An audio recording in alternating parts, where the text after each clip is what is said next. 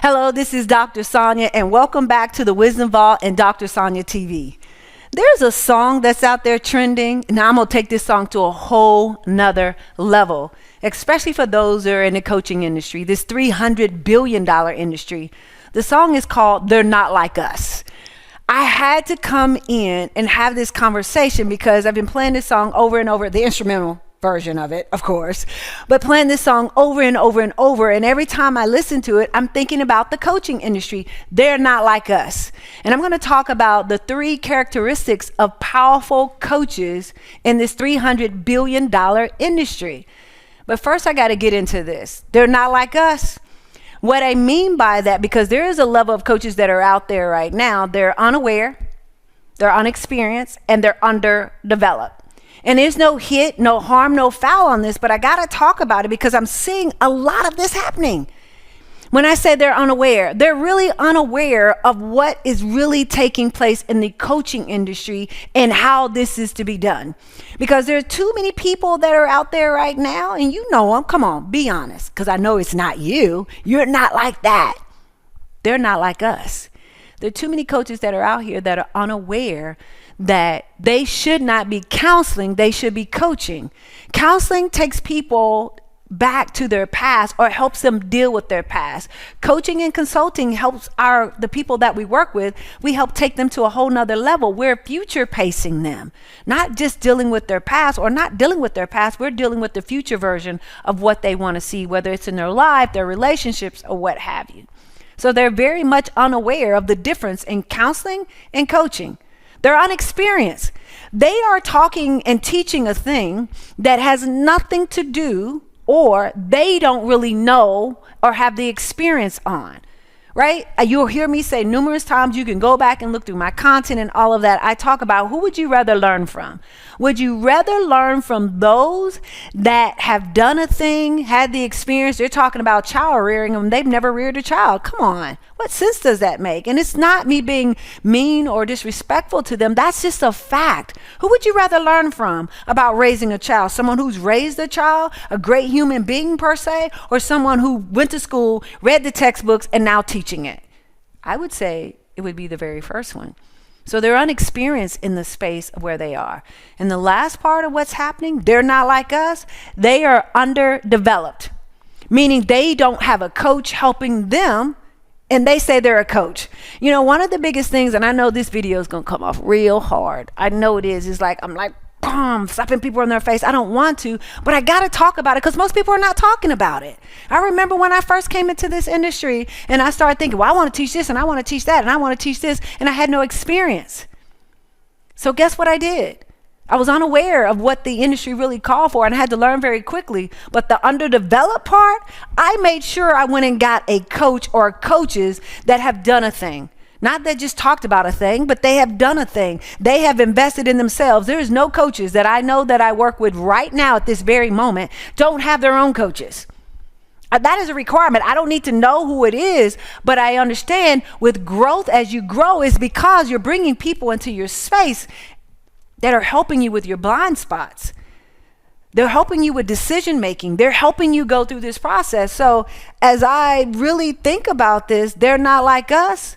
Those that are unaware, underdeveloped because they don't have anybody helping them, and unexperienced. They're not like us. But those of us who are tapping into these characteristics of the powerful coaches in this $300 billion industry, this is what I see that is to be true. Okay? So as we go through this and I talk about the characteristics of powerful coaches in here, it looks very similar to this. Let's start right here. Let's go around this circle here, right? And I'll bring one more in here. This is what I see right here. Okay? This is the U 2.0 version. These are characteristics of the powerful coaches that are out there. The first thing it is the characteristics of powerful coaches, and they're not like us, those of us that are operating at the highest level. Just go ahead and put it in the chat. At the highest level, operating at the highest level, it looks very similar to this. We're here to serve.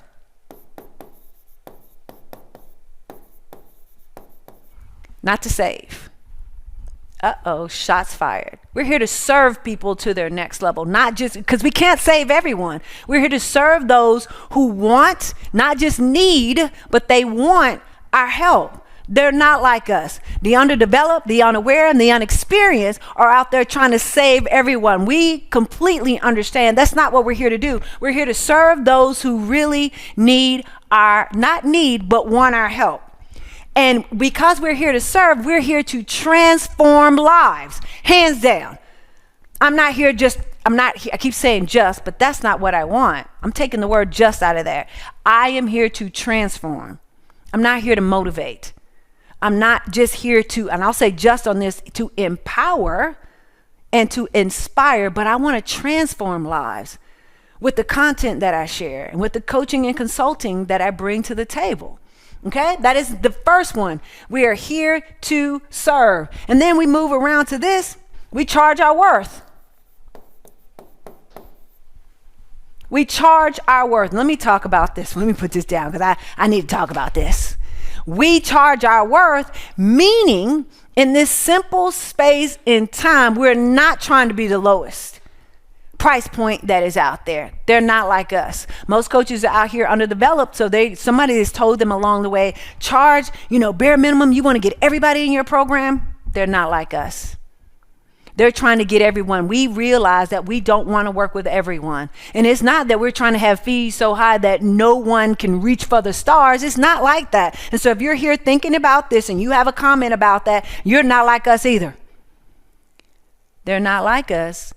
We know our worth, and we also know that the people we're going to work with, they understand and value their worth. Imagine you're teaching on marriage and you're charging someone $27 an hour in their marriage, and they want to have the best marriage that they've ever had. Or you're helping people build multi-million-dollar companies and organizations and empires, and you're talking about $99 an hour. Are you kidding me? You must be doing graphic design. You must be doing a logo or something. You are definitely not helping someone build a multi-million-dollar business and that they pay attention at that level. They're not like us. Okay? We're really looking into this where we understand we're here to serve.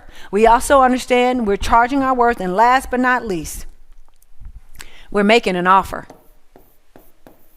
There is a call to action at all times. You know why? Because we're simply thinking about, I do not want to leave anybody on the operating table. Meaning you start creating content. You have content out there. People are listening to it. They're downloading. They're listening to your YouTube. They're listening to your reels. You have content all over the place. And you don't make an offer for them. If they're learning that much from your free content, what could they learn from you if they made a decision or if you offered them the opportunity to come and work with you? We're making an offer. We're not leaving people on the operating table. We gave them this content and they're just out there. I had to learn this the hard way. When I say they're not like us, I had to go from being the mediocre many and crossing over to being the extraordinary few. And in the extraordinary few, things are different. They're not like us. And so what I would say to many of you today in this coaching industry, how about you get into this space and you believe and begin to walk in the shoes of they're not like us. You cannot be like every coach that is out there. You shouldn't even look like it. You shouldn't walk like it. You shouldn't talk like it. You shouldn't coach like it. You are a unique being. And I highly recommend you go from being the mediocre many and come over to the extraordinary few. They're not like us.